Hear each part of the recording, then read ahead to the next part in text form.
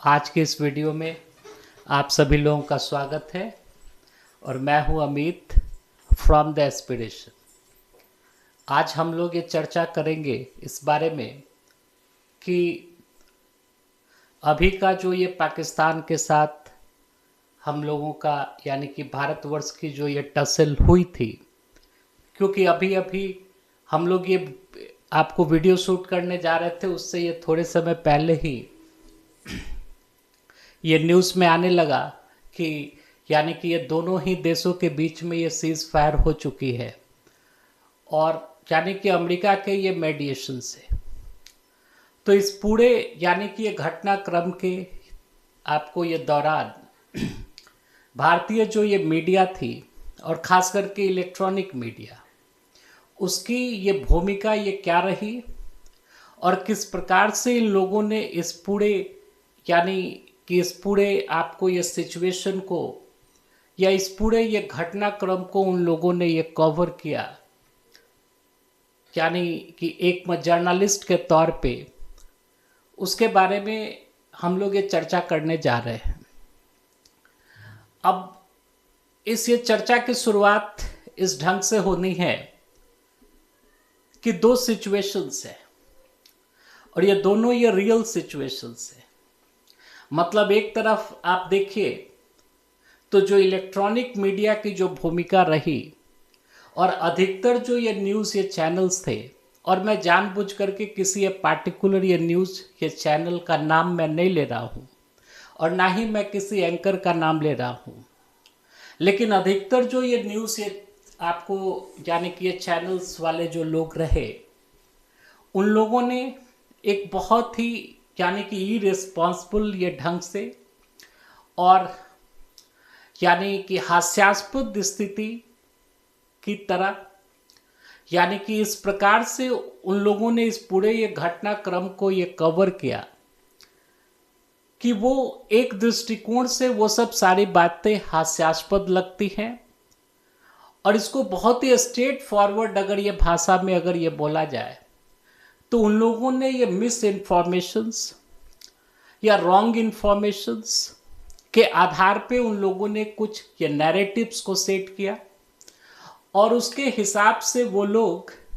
एक बहुत ही imaginative manner में, यानी कि जिसमें कि रियलिटी से ये कुछ भी लेना देना नहीं है, एंड आउट ऑफ ये वाइल्ड इमेजिनेशंस, और उन लोगों ने इस प्रकार से ये रिपोर्टिंग करनी ये शुरू कर दी इस पूरे ये घटनाक्रम में कि इसको लेकर के मतलब यानी कि ये देश के अंदर ये दो वर्ग हैं एक प्रकार से देखा जाए इस यानी कि पॉइंट ऑफ व्यू से। तो एक तो वर्ग ऐसा है जो कि उन सारे यानी इंफॉर्मेशंस को और ये न्यूज़ को उन सारे ये कवरेज को देख करके वो काफ़ी वो ये खुशी मना रहा था, लेकिन एक एक एक आपको ये दूसरा वर्ग ये भी है हमारे देश के अंदर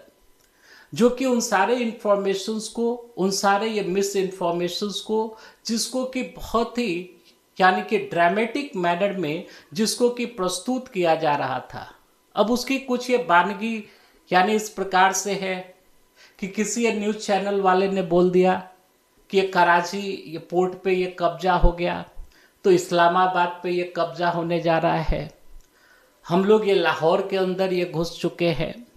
तो ऐसे ऐसे ये बहुत सारे इन्फॉर्मेशंस, और इसको मैं ये मिस इन्फॉर्मेशंस ये बोलूँगा क्योंकि आपको बाद में चल करके ये सब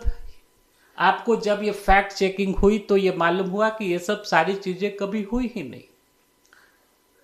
तो हमारे यहाँ एक व दूसरा वर्ग ऐसा भी है जो कि यानी कि मीडिया के इस ये बिहेवियर को लेकर के वो संतुष्ट नहीं है और वो इसको इस रूप में देख रहा है कि मीडिया के इस ये बिहेवियर के कारण एक तो उसकी जो ये क्रेडिबिलिटी, उसकी जो विश्वसनीयता है, जो कि ये पहले से ही हमारे देश के अंदर हिंदू मुस्लिम ये डिबेट्स को ये करके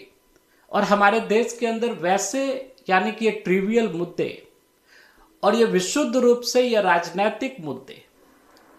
और जिनका कि यानी आप समझिए कि वैसे मुद्दे जिनका कि यानी कि लोगों की ये भलाई से उनके यानी वेलफेयर से कुछ लेना देना नहीं है। और उन सारे ये मुद्दों के ऊपर ये चर्चा करके और एक लगातार ढंग से वो चर्चा करके इन ये मीडिया ये चैनल वालों ने अपनी एक क्रेडिबिलिटी को ये पहले से ही ये गिरा रखी है, अपनी विश्वसनीयता को। और दूसरी तरफ इस प्रकार के यानी कि इस प्रकार की एक कवरेज जिसमें कि कुछ फैक्ट है ही नहीं और केवल ये वाइल्ड इमेजिनेशन के आधार पे ये रिपोर्टिंग हो रही है। और ये रिपोर्टिंग क्या हो रही है, उसको रिपोर्टिंग की संज्ञा नहीं दी जा सकती। वो तो एक प्रकार से अपना वो लोग यानी कि प्रवचन सुना रहे हैं और जो कि यानी कि लोगों के अंदर लोगों की जो ये भावनाएं हैं उन यानी कि ये भावनाओं को इंस्टिगेट करने के लिए। तो एक तरफ तो ये स्थिति है, लेकिन ये दूसरी तरफ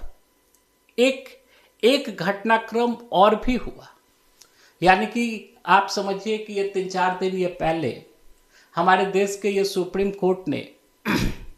उसके पास एक मामला ये पहुंचा था जो यानी कि न्यूज आपको एजेंसी है ANI, उसकी तरफ से यानी उसी से संबंधित ये वाद था और जिसके कि मामले में यानी कि ये दिल्ली हाई कोर्ट का जो यानी कि जो ये जजमेंट थी उसी जजमेंट को ये चैलेंज किया गया था ये सुप्रीम कोर्ट पे। और सुप्रीम कोर्ट ने अपना ये जजमेंट ये सुनाया उस मामले में कि सुप्रीम कोर्ट एक ऐसी संस्था नहीं है जो कि ये मीडिया को या मीडिया ये संस्थानों को या जो लोग यानी स्वतंत्र ढंग से भी ये पत्रकारिता कर रहे हैं देश के अंदर उनको ये डिक्टेट करे। हमारे देश का सुप्रीम कोर्ट या कोई कोर्ट हाई कोर्ट्स वो डिक्टेट करे कि आपको ये कौन सी स्टोरी ये चलानी है और किस स्टोरी को हटानी है। तो सुप्रीम कोर्ट ने बहुत ही स्ट्रेट फॉरवर्ड मैनर में ये चीज़ ये बोल दी कि हम लोग ऐसा ये करने नहीं जा रही हैं। और किसी भी हेल्दी ये डेमोक्रेसी के लिए और भारतवर्ष जैसी इतनी ये बड़ी डेमोक्रेसी इतना एक यानी कि ये फंक्शनिंग ये डेमोक्रेसी इतनी ये वाइब्रेंट ये डेमोक्रेसी में यानी कि ये मीडिया को ये डिक्टेट ये नहीं किया जा सकता है कि what to do and what to not. ये सुप्रीम कोर्ट ने बहुत ही एक क्लियर कट मैनर में इस चीज को ये बोल दी। और अपने यानी ऑब्जर्वेशन में ये सुप्रीम कोर्ट ने इस चीज को बोला कि इंडिपेंडेंट ये जुडिशरी और इंडिपेंडेंट ये मीडिया ये दोनों ही ये संस्थाएं ऐसी ये संस्थाएं हैं जो कि ये किसी भी ये डेमोक्रेसी में एक बार डेमोक्रेटिक सिस्टम में उसके ये सक्सेसफुल और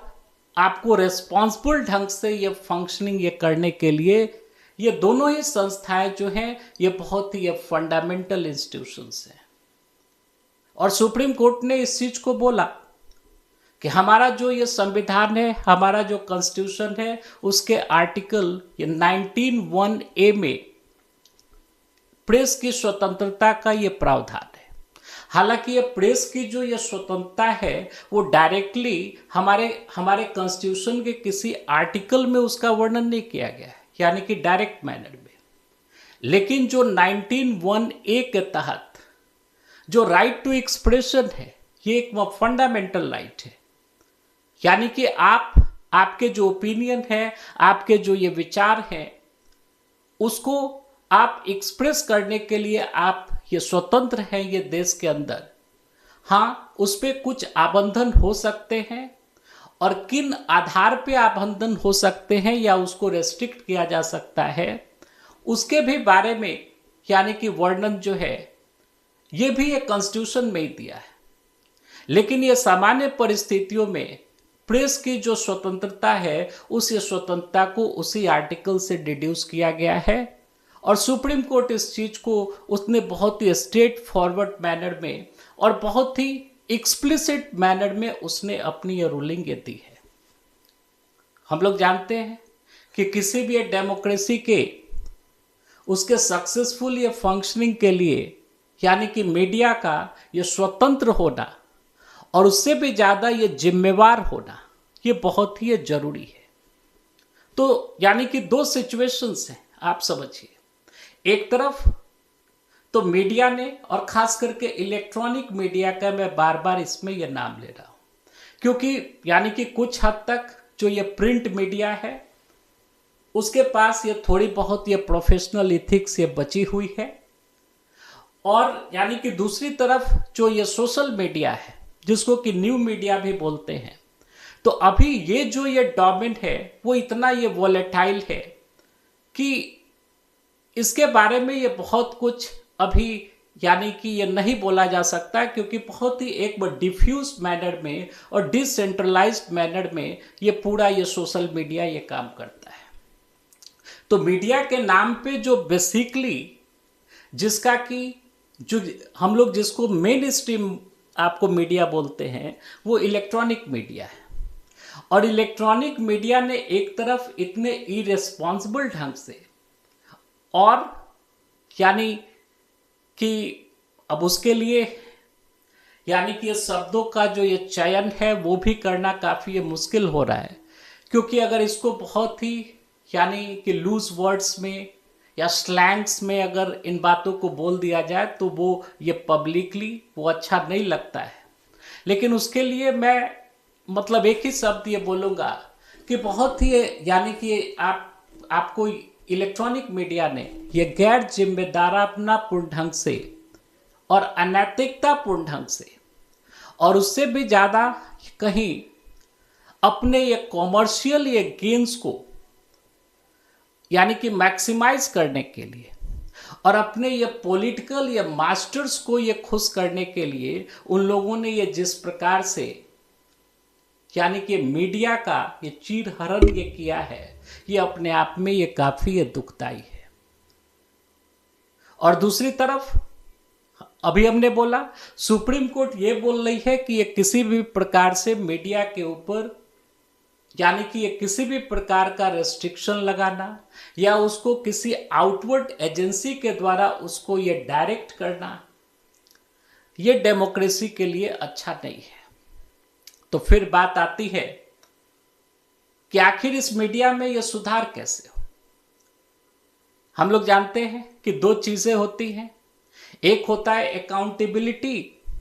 और दूसरी चीज होती है आपको रेस्पॉन्सिबिलिटी।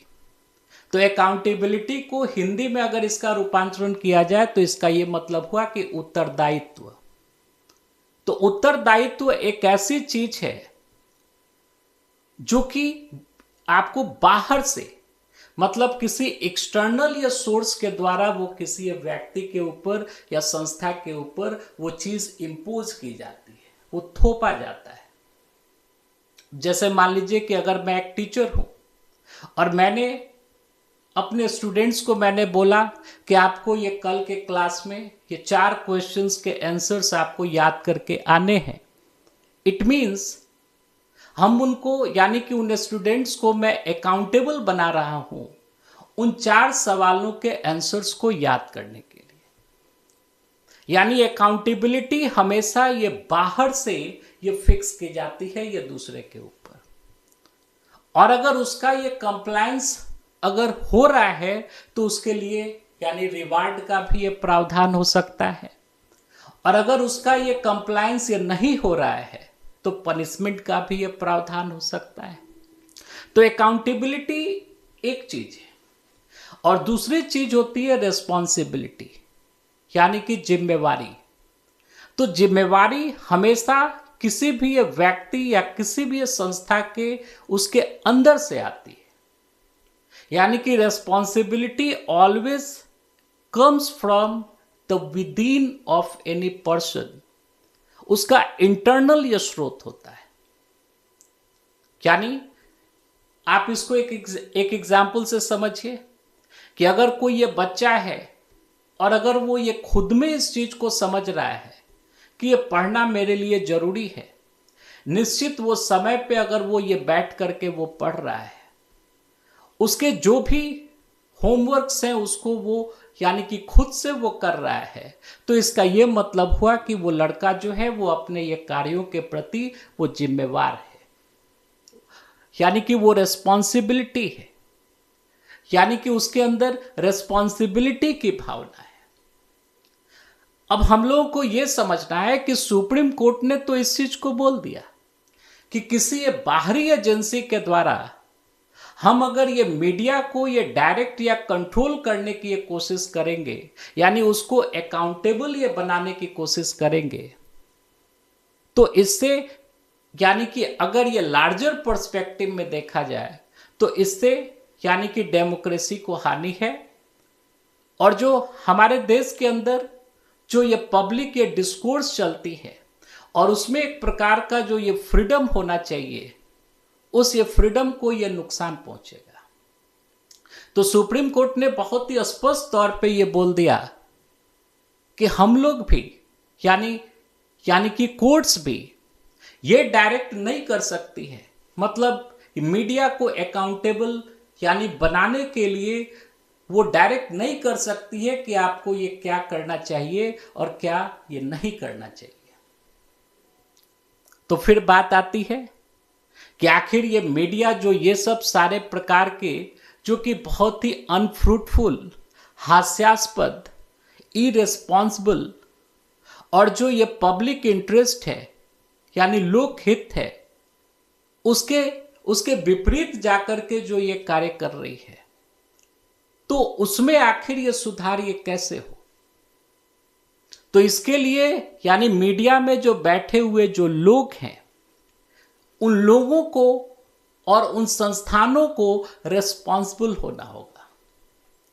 खुद में ये बात ये समझनी पड़ेगी कि हमारा इस देश के प्रति, इस देश के लोगों के प्रति, और खास करके वैसे लोग, क्योंकि मीडिया को यानी कि ये बोला भी जाता है कि media is the voice of the voiceless, यानी कि देश के वैसे लोग जो कि मार्जिनलाइज्ड हैं, जो हाशिए पे हैं और जो कि ये मेन स्ट्रीम का जो डेवलपमेंट जो है उससे वो दूर है। तो वैसे लोगों की आवाज बनना, वैसे लोगों के इंटरेस्ट को आगे रखना, और ये मीडिया का ये भी एक कर्तव्य है कि वो ये सरकार को अकाउंटेबल बनाने के लिए,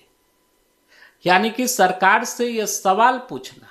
ये सवाल पूछने में ये कोई बुराई नहीं है। और यानी कि सवाल ये पूछने आपको यानी पूछने से ही ये हम लोग सोचते हैं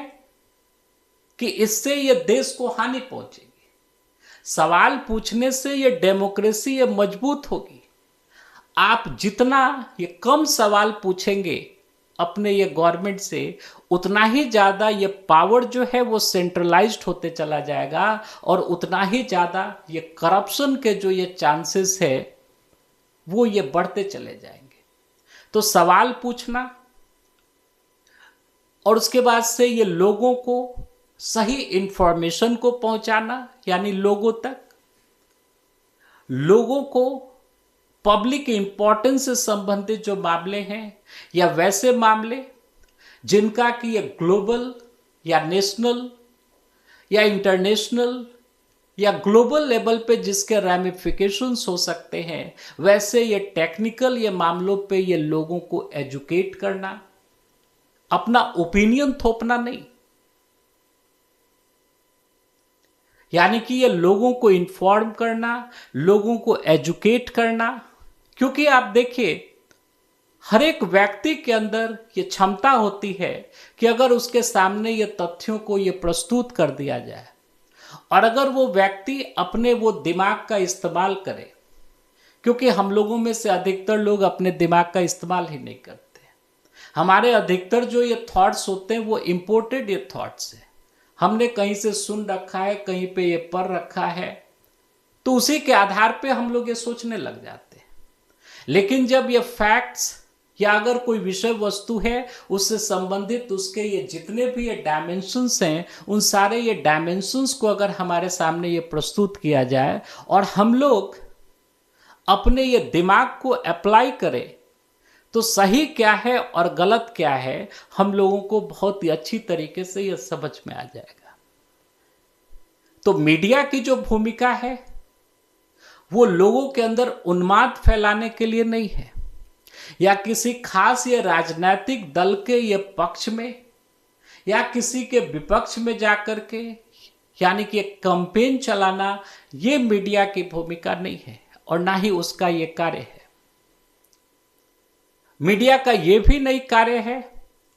कि वो ये सेंसेशन ये पैदा करके अपने लिए ये कॉमर्शियल गेन्स को वो मैक्सिमाइज करे, ये भी मीडिया का काम नहीं है। हम लोग देखिए, जो कोई भी हम लोग ये काम करते हैं, हमारा जो भी ऑक्यूपेशन है या प्रोफेशन है, उसकी कुछ ना कुछ एथिक्स होती है, जिसको कि प्रोफेशनल एथिक्स बोलते हैं।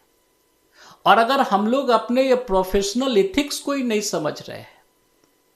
तो फिर उस काम को ये करना या ना करना, ये दोनों ये बराबर है। आप हो सकता है यानी कि मीडिया में जो बैठे हुए जो लोग हैं, वो हो सकता है कि वो अपने लिए, अपने परिवार के लिए कुछ मटेरियल ये गेन्स को वो यानी कि वो ये प्राप्त कर ले, यानी रुपया पैसा धन दौलत कुछ ये प्राप्त हो जाए। हो सकता है कि मान सम्मान कहीं पे ये प्राप्त हो जाए, लेकिन ये लॉन्ग रन में, और इसको बहुत ये अगर ये माइन्यूटली देखा जाए, तो अगर एक मीडिया संस्थान या मीडिया में बैठे हुए जो रिस्पॉन्सिबल ये लोग हैं, अगर वो अपने प्रोफेशनल एथिक्स को नहीं समझ रहे हैं, अगर अपनी ये जिम्मेवारी को नहीं समझ रहे हैं, तो लॉन्ग रन में जाकर के इस देश को वो कितना नुकसान पहुंचा रहे हैं, वो पब्लिक इंटरेस्ट को ये कितना नुकसान पहुंचा रहे हैं, इसकी ये कल्पना भी नहीं की जा सकती। ये अकल्पनीय है, क्योंकि लोग रहें या ना रहें, सरकारें आती हैं, वो जाती हैं, ये तो बहुतों बार ये बोला भी जाता है, यानी कि ह्यूमन बीइंग्स भी आते हैं जाते हैं, सरकारें आती हैं जाती हैं, लेकिन हमारा देश, हमारा समाज, उसकी जो ये बुनियाद है, उसकी जो बेसिक सोच है और उसके अपनी जो इसेंस है, उस इसेंस को अगर ये नुकसान पहुंचता है और ये मीडिया वाले उसी इसेंस को ये नुकसान पहुंचा रहे हैं, और उनको ये नहीं मालूम है कि हम ये कितना बड़ा अपराध जो है यानी हम ये कर रहे हैं, ये उन लोगों को यानी कि मालूम नहीं चल पा रहा है। भारतवर्ष यानी सभी लोगों के लिए है, सभी ये वर्गों के लिए है। यहाँ पे एक वाइब्रेंट डेमोक्रेसी है, और अपने ये पॉलिटिकल ये गेन्स को ये प्राप्त करने के लिए किसी भी ये पक्ष का ये कोई हक नहीं बनता है कि वो किसी ये दूसरे पक्ष के जो ये जेन्युइन इंटरेस्ट हैं, उन इंटरेस्ट, उनके हितों को वो ये कुचल दे, ऐसा यानी उसका हक ये नहीं बनता है। भारतवर्ष ये विशिष्ट है, हमें अपने देश के ऊपर ये गर्व है, लेकिन जिस प्रकार से ये मीडिया संस्थान ये काम कर रहे हैं, मीडिया में बैठे हुए लोग ये काम कर रहे हैं, ये एक बहुत बड़ी ये चुनौती होने जा रही है आगे आने वाले ये समय के लिए। हम सारे लोगों को ये सतर्क होने की जरूरत है, और चीजों को आप खुद से समझिए। आपको किसी ये भावना में यानी कि बहने की जरूरत नहीं है। आपके पास अपनी ये बुद्धि है, आपके पास अपना ये विवेक है। अपनी बुद्धि और विवेक का इस्तेमाल करके आप इन चीजों को देखिए, और फिर ये क्या करना चाहिए और क्या नहीं करना चाहिए, इसके बारे में भारतवर्ष की जो सामान्य लोग हैं, उनका जो विजडम है, उस ये विजडम के ऊपर हमें विश्वास है कि वो लोग इस चीज को बहुत ही इफेक्टिवली ढंग से वो निपटेंगे। तो आज के वीडियो में इतना ही। अगले दिन और किसी इंटरेस्टिंग ये वीडियो के साथ हम लोग उपस्थित होंगे, और अगला जो वीडियो होगा वो यानी कि वो कोशिश होगी कि वो एजुकेटिव ये वीडियो हो, और ख़ास करके इकोनॉमी के किसी ये सेगमेंट से। तो तब तक के लिए आप यानी कि आपको ये धन्यवाद, और आज का यानी वीडियो हम यहीं ये समाप्त कर रहे हैं। आप सभी लोगों को बहुत बहुत धन्यवाद।